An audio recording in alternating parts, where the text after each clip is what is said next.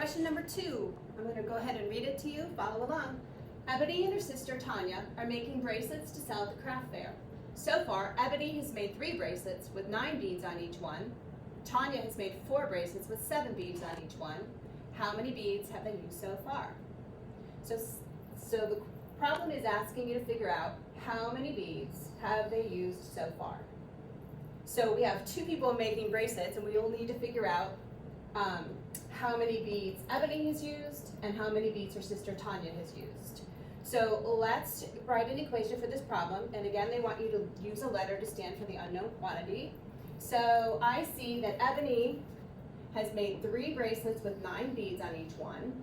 So I'm going to write 3 times 9. And Tanya has made 4 bracelets with 7 beads on each one. Is that right? 4 and 7. And if we add those 2 equations together, we should figure out how many beads they've used in all. So in my brain, right now they're asking you which of these 3 estimates for the answers makes the most sense. I know that without solving the problem, I could say 3 times 10 would be 30. And I could say, this is 28, which is close to 30. So I know that 30 and 30 would be about the answer.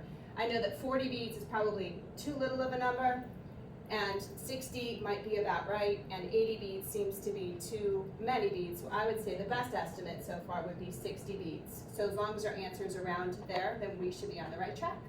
So let's go ahead and figure out.